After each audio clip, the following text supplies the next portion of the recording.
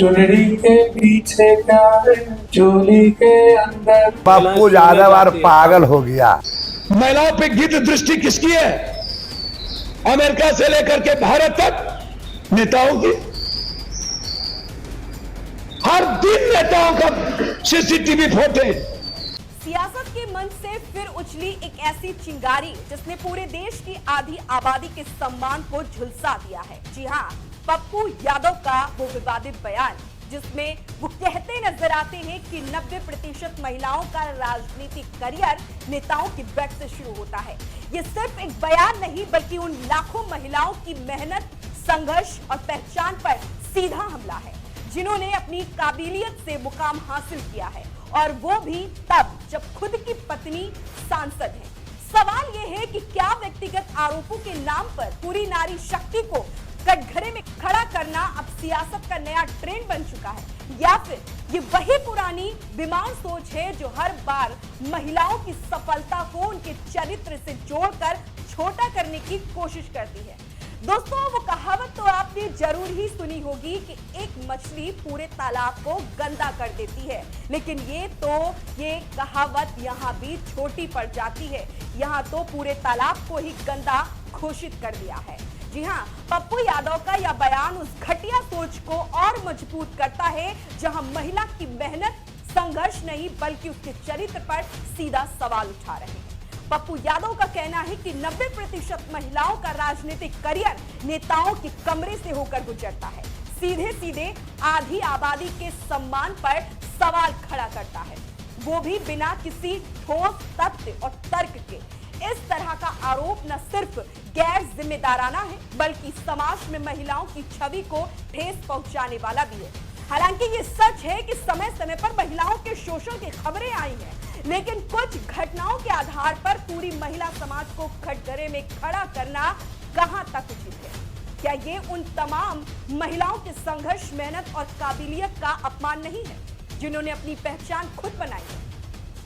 आपको बता दें कि बिहार के पूर्णिया से निर्दलीय सांसद पप्पू यादव ने हाल ही के एक कार्यक्रम के दौरान पप्पू यादव ने दावा किया है कि देश की राजनीति में महिलाओं के लिए बिना किसी समझौते के आगे बढ़ना बेहद कठिन है।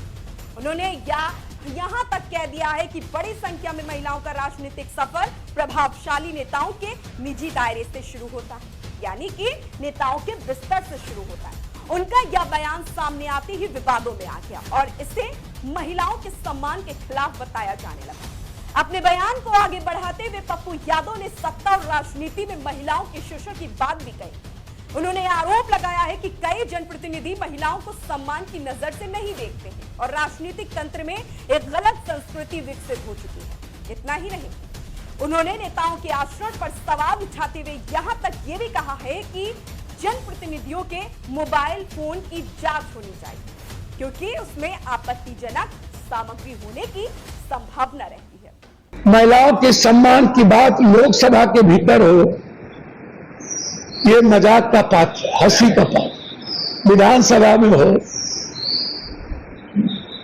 भारत में महिलाओं को भगवान तो देवी तो बना दिया गया, लेकिन ना कभी इज्जत हुआ, ना कभी इस भारत में महिलाओं की इज्जत होगी, कभी नहीं हो। इसके लिए जिम्मेवार कौन? व्यवस्था, सिस्टम, समाज। विधवा राजा राममोहन राय और गुरु गोविंद सिंह जी ने तो बड़ी लड़ाई लड़ी थी। सती प्रथा खत्म कैसे हुआ? विधवा प्रथा खत्म कैसे हुआ? बांझपन की लड़ाई लड़ कैसे रहे? दहेज प्रथा खत्म किसने की थी? जलाए कौन? समाज के द्वारा। भ्रूण हत्या कौन कर रहा है? घरेलू हिंसा कौन कर रहा है? महिलाओं पे गिद्ध दृष्टि किसकी है? अमेरिका से लेकर के भारत तक नेताओं की। बिना नेता के रूम के बगैर 90% महिलाएं राजनीति कर ही नहीं सकती। ये तो हर दिन नेताओं का सीसीटीवी फुटेज। औरत को नोचने की एक नई संस्कृति बन गई। स्कूल जाओ, बेटी का शोषण, कॉलेज जाओ, रैगिंग के नाम पर शोषण, ऑफिस जाओ तब शोषण, कहीं भागीदारी नहीं, एक भी ईबीसी, कहीं पर कोई उद्योगपति नहीं, एक भी ईबीसी पूंजीपति नहीं, एक भी दलित की बेटी मात्र एक जज बनी भारत में इतिहास में आज तक, सुप्रीम कोर्ट में, आईएम में नहीं, सेना में नहीं, पुलिस में नहीं, हाँ चैनल के मालिक में नहीं, एक भी ईबीसी नहीं, एक भी एसटी/एससी नहीं, एक भी मठ में ईबीसी नहीं, एक भी मठ और मंदिर के ट्रस्ट में दलित नहीं। काय कौन बात करेगा दलित की, कौन बात करेगा ईबीसी की, कौन अधिकार की बात करेगा उसका। इस बयान ने विवाद को और ज्यादा गहरा कर दिया। महिला आरक्षण के मुद्दे पर भी पप्पू यादव ने केंद्र सरकार की मंशा पर सवाल उठाए। उन्होंने नारी शक्ति वंदन अधिनियम को सिर्फ दिखावा बताते हुए कहा है कि इसमें पिछड़े, दलित, अति पिछड़े और अल्पसंख्यक वर्ग की महिलाओं के लिए अलग प्रावधान जरूरी है। उनके अनुसार यदि ऐसा नहीं किया गया तो इस कानून का लाभ सीमित वर्ग तक ही सिमट कर रह जाएगा। इसके साथ ही उन्होंने सरकार पर जातिगत जनगणना से बचने का आरोप भी लगाया है और कहा है कि इससे ये साफ है कि वंचित वर्गों को उनका हक देने की गंभीर इच्छा है नहीं है। इस पूरे मामले पर बिहार स्टेट वुमेन्स कमीशन और नेशनल कमीशन फॉर वुमेन्स ने स्वतः संज्ञान लेते हुए सख्त रुख अपनाया है। आयोग ने पप्पू यादव को नोटिस जारी कर 3 दिनों के भीतर जवाब मांगा है और यह भी पूछा है कि उनके खिलाफ कार्रवाई क्यों ना की जाए।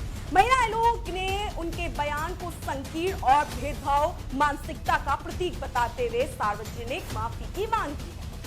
वहीं राजनीतिक प्रतिक्रियाओं की बात करें तो जेडीयू नेताओं ने पप्पू यादव पर तीखा हमला बोला है। जी हां, जेडीयू विधायक आनंद सिंह ने कहा है कि उन्हें पहले अपने घर की महिलाओं का सम्मान करना चाहिए, जबकि पार्टी के नेता नीरज कुमार ने इसे बेहद आपत्तिजनक बयान बताते हुए सख्त कानूनी कार्रवाई की मांग करना है। इस बयान के बाद बिहार की राजनीति में आरोप प्रत्यारोप का दौर तेज हो गया है और मामला केवल बयान तक सीमित नहीं रह गया है, बल्कि सामाजिक और नैतिक बहस का विषय बन चुका है। फिलहाल पप्पू यादव के इस विवादित बयान ने देश भर में नई बहस तो छेड़ ही दी है। राजनीति में महिलाओं की स्थिति, नेताओं की भाषा और सामाजिक मर्यादाओं को लेकर सवाल उठ रहे हैं। अब सबकी नजर इस बात पर टिकी है कि पप्पू यादव महिला आयोग की नोटिस का क्या जवाब देते हैं और इस पूरे विवाद का आने वाले समय में राजनीतिक असर कितना गहरा होता है। बहरहाल अब बड़ा सवाल यह है कि क्या राजनीति में बयानबाजी की ये गिरती मर्यादा थमेगी या फिर सस्ती सुर्खियों के लिए ऐसे ही विवादित शब्द ही यूं ही उछाले जाते रहेंगे। फिलहाल दोस्तों, इस खबर पर आपका क्या कुछ कहना है हमें कमेंट बॉक्स में जरूर बताएं और बने रहें जनमत न्यूज के साथ। मैं थी आपके साथ ज्योति के नाम।